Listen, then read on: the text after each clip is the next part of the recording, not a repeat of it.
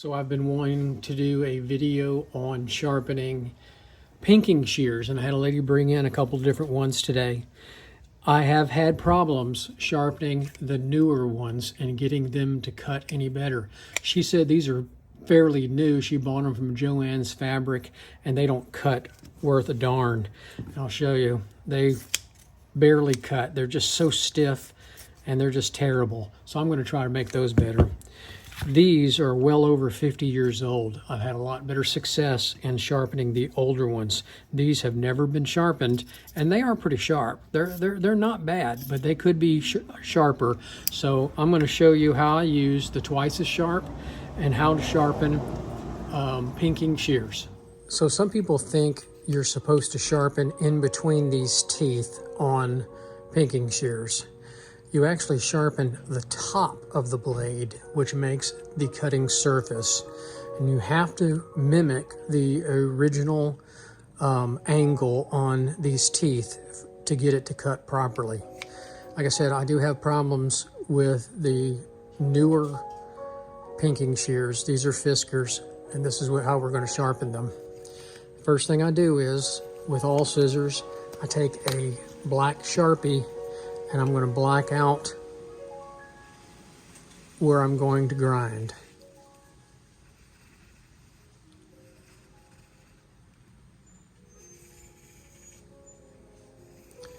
Now I'm going to proceed to mounting the shears in the twice as sharp. The first thing I'm going to do is I'm going to clean up my diamonds wheel a little bit. I'm going to resurface it. And this is the little tool that comes from the manufacturer. Should make the diamond wheel a lot smoother. So that's ready.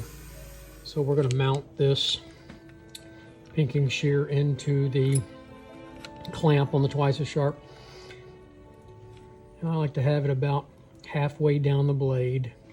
Even number of teeth on each side.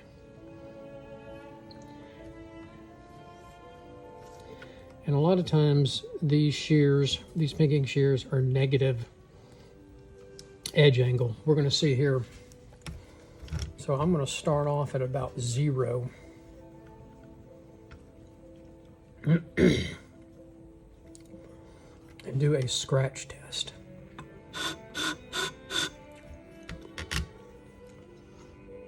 And that looks pretty good, but we're going to make sure we get to the teeth, the whole teeth. So I'm going to back it up a little bit. And I think that's okay.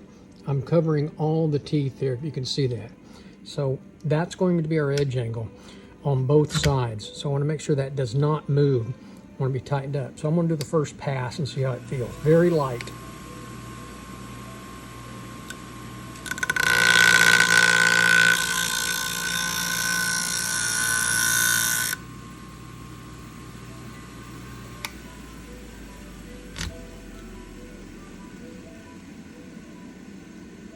That looks real good. I don't want to take off a lot of material, so I'm going to do one more light pass.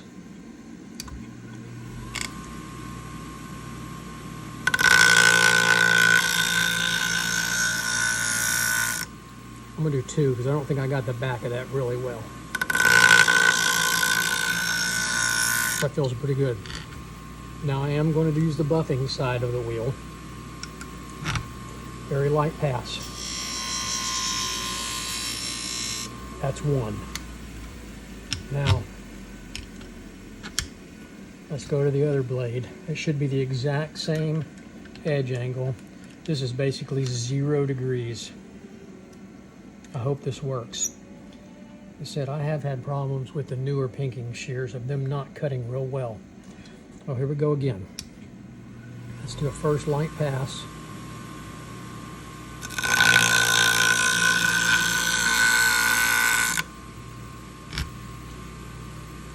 I missed the tip, and I'm missing those edges right there. So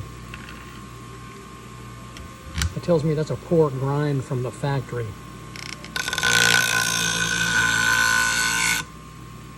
I'm gonna do one more.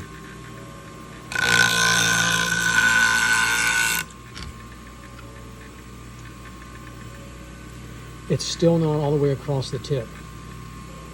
I don't like taking more material than I need off of it.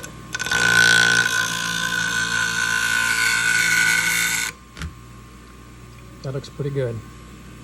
All right, let's do the buffing side now. Or honing, however you want to say it. Okay, I'm going to stop the camera there because I'm going to move the twice as sharp for the next step. For the next step, I'm going to use a little nylon brush.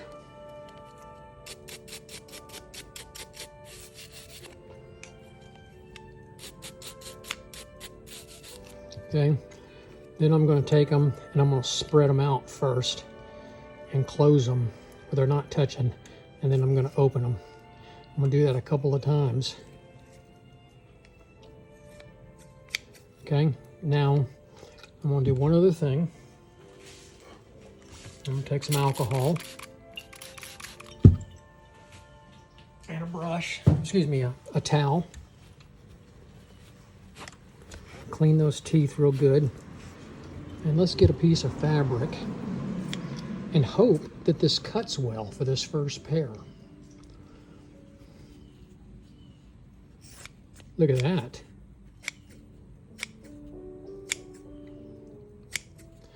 One more time because I'm out of focus here.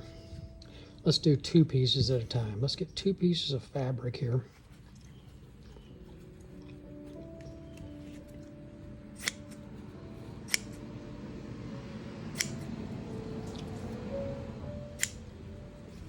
Beautiful. Okay, we're going to recondition the wheel one more time.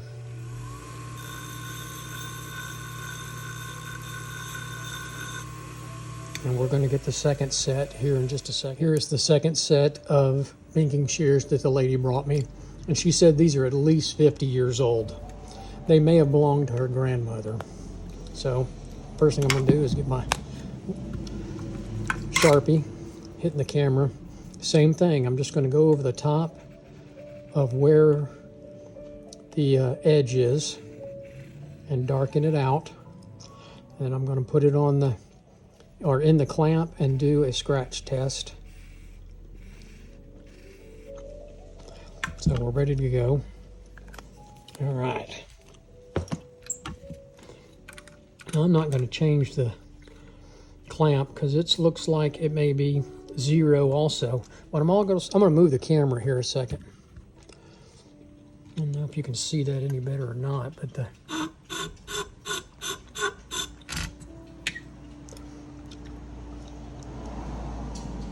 I'm going to try to move it just a little bit up. I would like it to cover the whole tooth.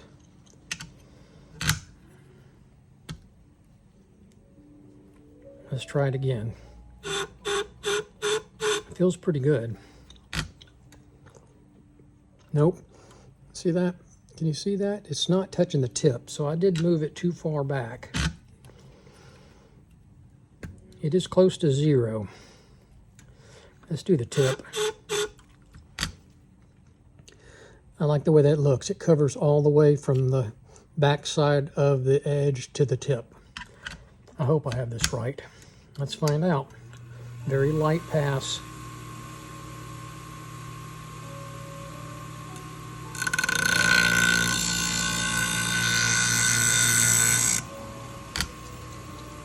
Ooh, that looks real good. Very good. Let's do another pass.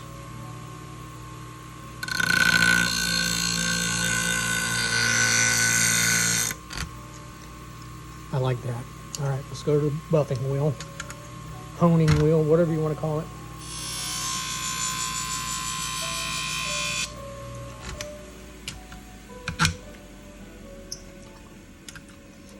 All right, the other side should be exactly the same.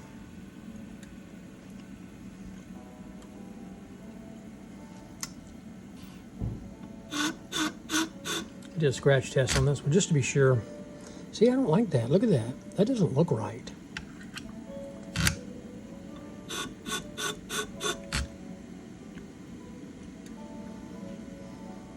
They should not be 2 different angles. But I'm going to do a pass on it and see. Maybe I just have it wrong.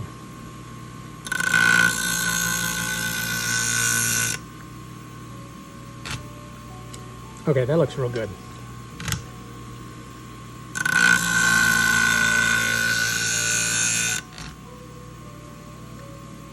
I'm gonna do one more pass. I've got all the teeth.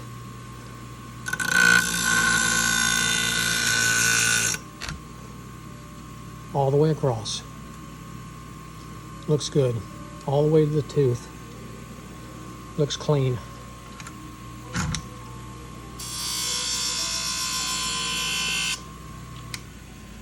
All right.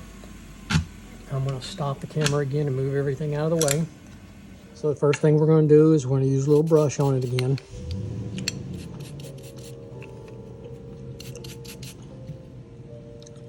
Open and close them. There you go. All right, we're going to try 2 pieces of fabric.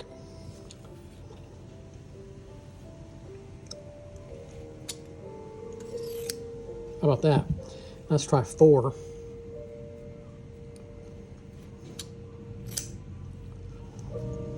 Let's try 8 pieces of fabric.